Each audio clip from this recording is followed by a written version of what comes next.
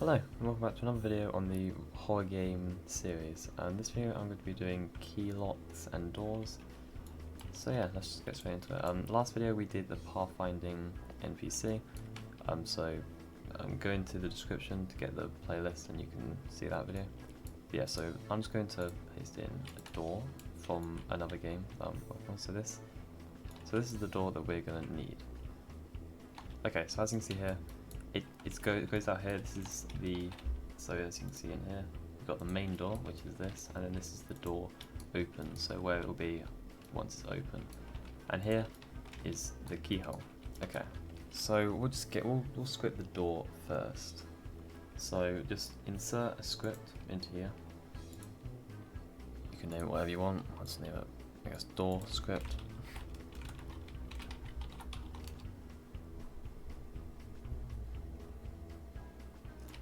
Then we'll do local door model, just equals to script.parent, and then local needed. Actually, we'll do that in a second.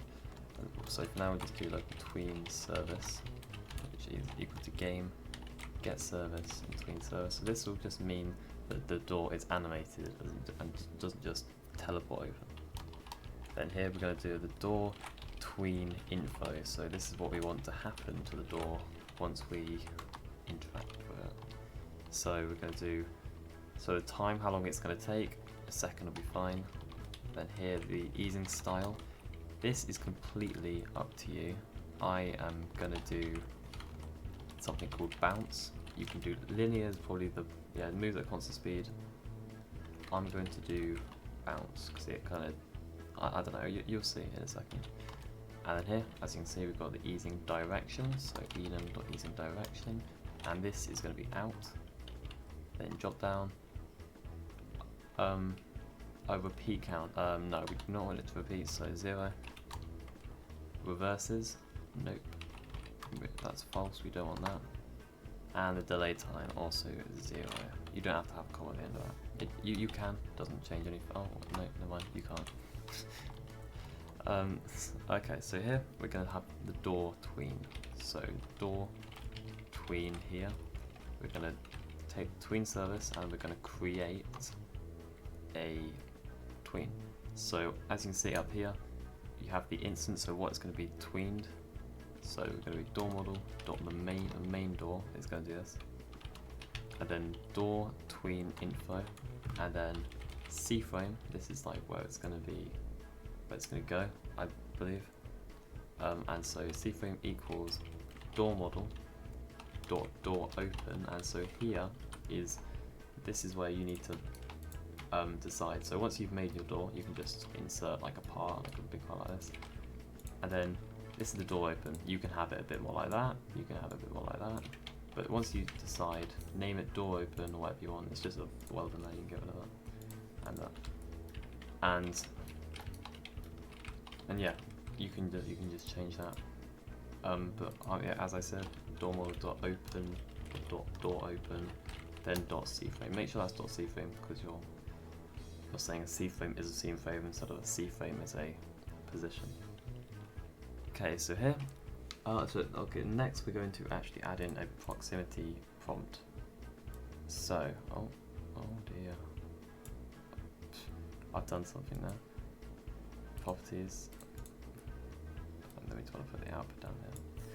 Okay, anyway, yeah, we want to add in a proximity prompt into here, so just like this. And then obviously we'll just do open door like that. You can have it whatever you want, just customize it, that'll be fine. And then just leave that. You can name it like maybe door prompt or something. But then you don't put a script in it because we're going to do that here. So door model dot main door, then dot door prompt, which is here.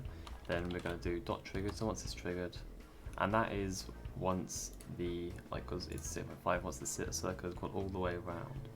If you wanted it to be dot, I think it's sort of like dot started or something, or dot. Which one is it? I don't know. there's trigger ended, and there's also there should be somewhere triggers. Oh yeah. Okay, so prompt button began. So once you've just held down. So if this is like for music. So if you were drilling, let's say, if you were you were gonna rob a cabinet, and once you hold E, you want there to be audio. You would do dot. What was it? It was like something began.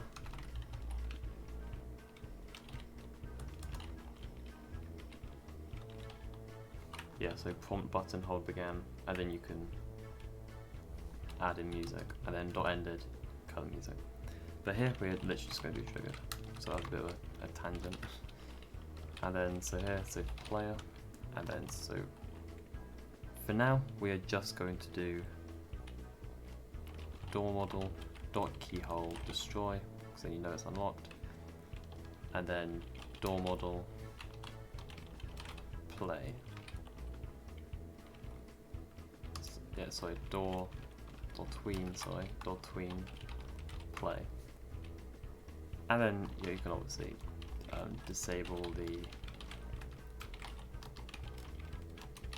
equals false. We'll just test this. As you see, you can see the door, open door. Let's just open it, and boom. That's bounce. It's quite cool. This is destroyed the keyhole. It swings open. Prompt is gone. Okay, so now we need to check if they have the right key. So if you don't have the right key, you can't enter it. So the first thing we're going to do is we're going to create a attribute here, which we're just going to name needed item, because again, it might not be a key. You might need drill, you might need lockpick, key card, that kind of thing. So we'll just name this here red key, like that. We won't make. We'll make the key in just a second. What we do want to do is do local needed item equals to door model get attribute needed item. There we go. And so now we're going to add an if statement. If player of character.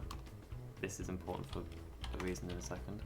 Then find first child needed item. So if inside the character is the needed item, then you can do all this like that. So that's pretty much it. You might want to add in an audio. So just go to toolbox, find audio, just door. Okay, so I've got one here. Pretty simple. Turn this up as much as you want. I'm gonna leave it as free. And don't loop it, because otherwise once you open it, it will continuously. Yeah, you don't want that. So easy like that.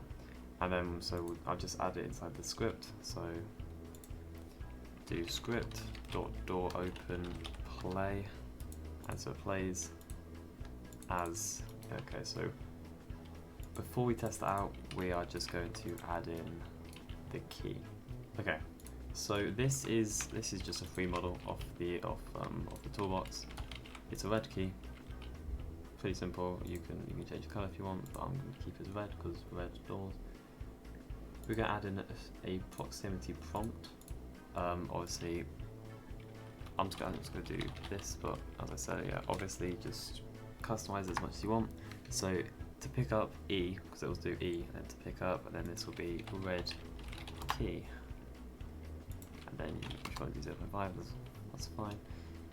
Okay, and I think we'll just increase this by 5 or something. Okay, so this is, we'll just do name it item prompt. You can leave it as the same, but I think it looks a bit better. Proximity prompt is quite a long word. So here we're going to go straight into it. Script.parent.triggered, then connect to function, and we're going to connect to the player who triggered it. So as you can see, yeah, player who triggered. And then, so first of all, we're just going to do script.parent.enabled equals false. Just straight up, just to make it a bit clear. We'll just do that, and then just straight away, you just disable it so no one else can pick it up. Because this way, if you have it in your hand and it's still enabled, even if you put it after all of this, after all the scripts I'm going to write, someone could quite easily like do it really quickly, and it would just be really complicated and stuff. So I think first of all we'll do the character, we'll get the character, which is just player.character, which is why I like proximity prompts compared to like dot touched, because you have to got to do other part dot parent. Like this, you can actually just do player GUI, and it's really simple. So yeah, that's why I like this. And then so local key, or we'll just put local item, so we can just copy and paste the script anywhere pretty much. So once we got this, then we can just duplicate the key and then put it, make it blue, make it yellow. Okay, so we're now going to do script dot parent is the item, and so if player, and here we are just going to add something into service script service, but for now let's just name it. So it's going to be a value called current tool, and then dot value isn't equal to nil. So once you have a tool, your current tool will be set to that tool. But if it isn't nil,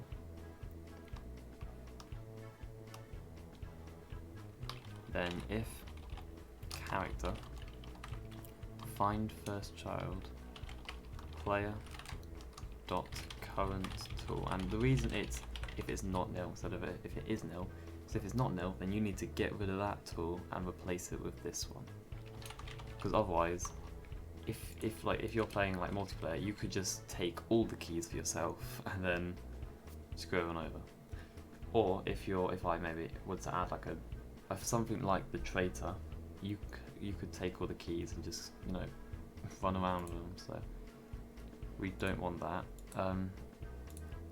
Okay, so then local old key, which is going to be the one you used to have, it's going to be the one currently in your player. So we just copy this like that, and then old key dot parent equals workspace straight up, get it out the inventory, and then old key dot item prompt dot enable. So this is why you have to continuously name it item prompt, because if you have a blue key that's named proximity prompt, then it's not going to notice it, and then people can't pick it up.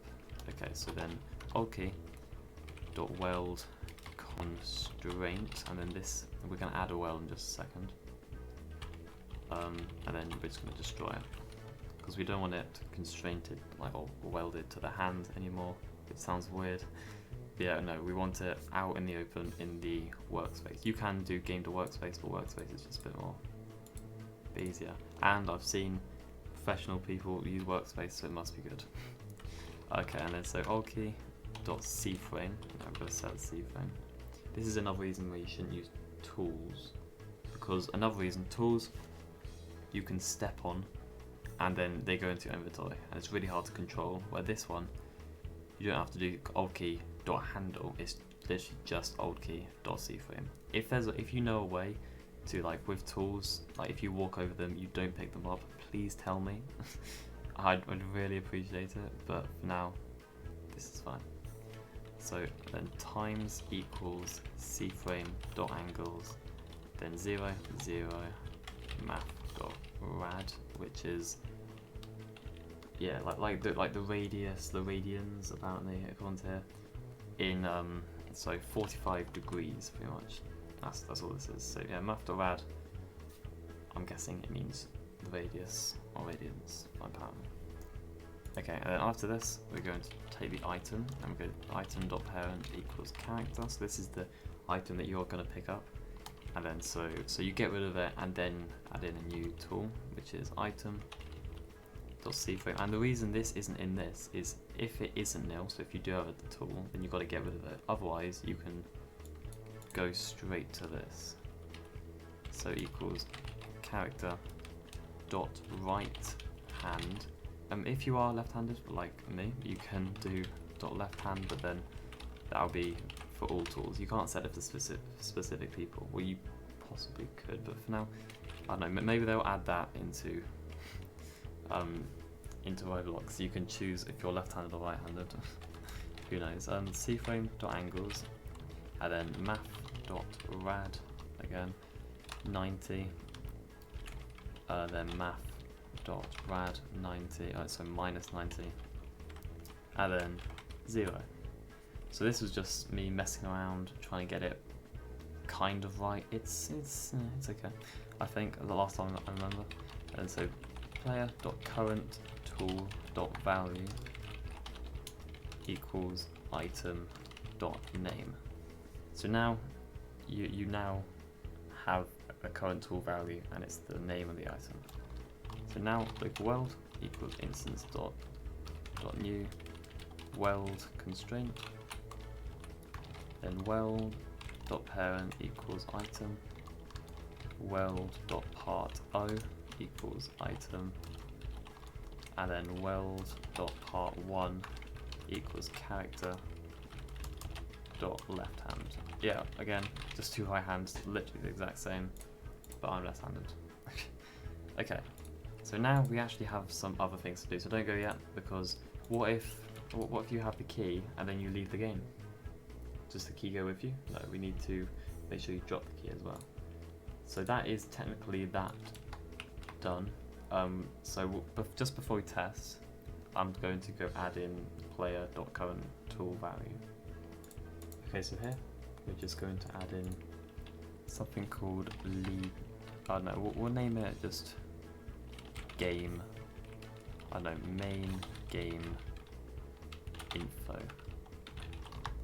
because this is where we're going to have the leader stats, the leaderboard. When you actually, we'll just name it. Leaderboard actually. Leaderboard. So game.players.player added connect function and then player. So obviously you can do money, but for now we're just going to do local current tool equals to instance.new string. We're going to make a new string value, and then the current tool dot name is going to be current tool. Change it if you want, but you will have to change it in the other scripts. Well, I did dot current tool, and then current tool dot value equals, so you spawn in and you have nothing, so that's equal to nil, and then current value dot parent equals player. If you want to spawn in with something, set that to the exact name of like the tool that you're going to start with. But putting a tool in like a name like this, like red key, isn't going to give you the red key. It's just going to mean if you pick up something else, the red key that you have will be dropped. So yeah, that'll be it for now. We're just going to test with that. After testing, we're going to add it, so if the player dies or if the player leaves, it will drop.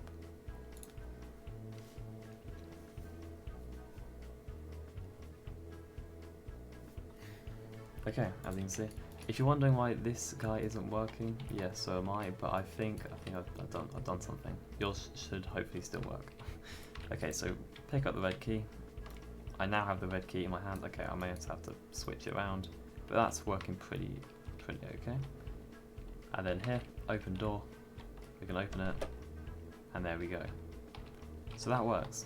It works. Okay, done a bit laggy there. Okay, now we are just going to test it if you don't have the red key and you try to open the door. So you don't pick up this one, you just go straight to open the door. It doesn't work. You have to have this red key.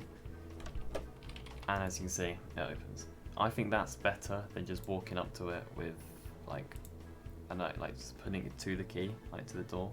I know that's actually what happens, but I think it's just a bit. It just works a bit better. I love proximity prompts in Roblox. I think they're brilliant.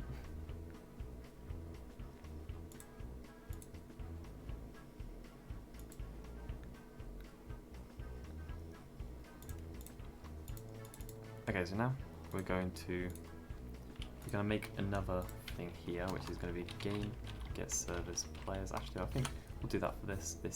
That's what works better. Game get service players, and then just like that.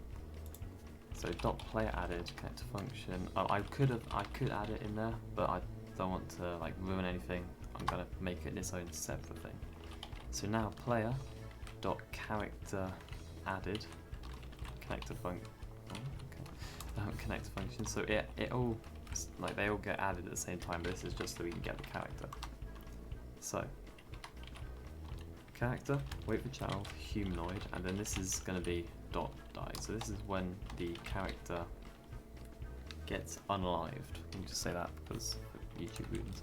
And so connector function, that doesn't have to be anything in there. And then if player dot current tool dot value isn't equal to nil, then what we're going to do is going to take the old key, pretty much the exact same as the key here. So we could just take, if we go into here, it's pretty much going to be exactly like this.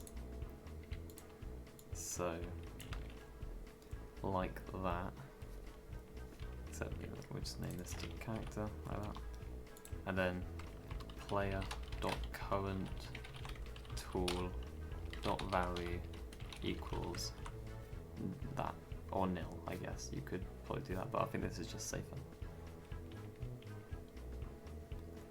Okay, so now what we've got to do is make it so game get service players, and then dot player removing. So this is when the player leaves the game. So player, and then player dot character removing. We have to do the character because it's the character who's holding the key. So connect. Otherwise, we could just leave this, but we do have to have it when the character leaves as well. And so if player dot current tool, you might be noticing a bit of a pattern there.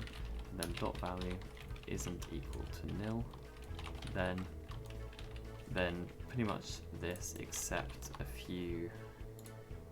Actually no, pretty much the exact same as this one. So with the player dot current tool dot value, I mean they're both doing the same thing, aren't they? Once you leave, key gets dropped. Once you die, the key gets dropped. Wonderful. So I think we'll just test that. It's hard to test with the removing, so if it doesn't work, just tell me and I'll have a look at it. But then again, it might not work if yours isn't right. So just make sure that you have written this correctly. Okay, let's try this out.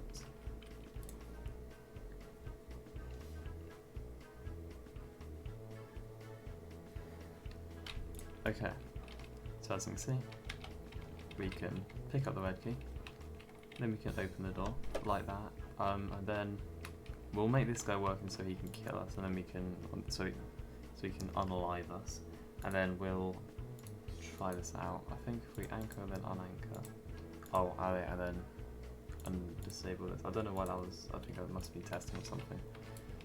But now we'll just put them over here, and then anchor, unanchor, then. Yeah, so if it doesn't work, just anchor the model and then unanchor. Yeah, here we go, coming first, and we can take this, unlock it, but now,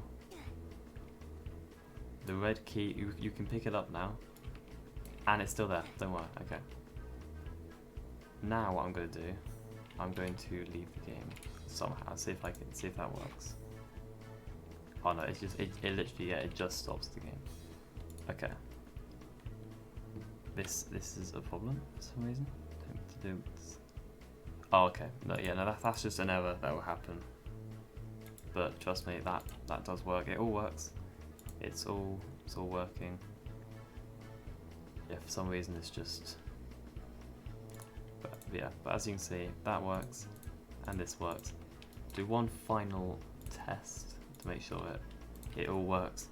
If you guys find out any errors that isn't to do with your script, that's to do with this, like I tried it, then give me a shout. But otherwise, this is it. And then the only problem is once you die, if you're close to the key, you can pick it up, which is a problem. So what you can do to that is just go to players and then decrease the respawn time. If you make the respawn time less than the time it takes to pick up a key, then you can't pick up the key. Pretty much. So yeah, I'm gonna keep it as that for now. See if I can see any other ways to fix it. But yeah, that's the end of the video. That's all there is to do. Then obviously you can just put these around everywhere. Put these around everywhere. Make sure, this is just like an obvious tip, I guess. If you're like making like random maps, which I advise you do, because otherwise people could just completely learn it and smash it. Make like the same map, but in different maps, different keys will be different places. Make sure you can get the key, like, because you don't want the key, this red key, to be behind the red door, for instance. But I feel that's obvious. Anyway, that is the end of the video. If it helped, please like and subscribe. There's gonna be way more videos like this, way more series. I'm still doing the Brookhaven series as well, so if you're looking to see where that is, subscribe, notifications on, and it will alert you. But anyway, this is, yeah, as I said, this is the end of the video, and I'll see you in the next one. See ya!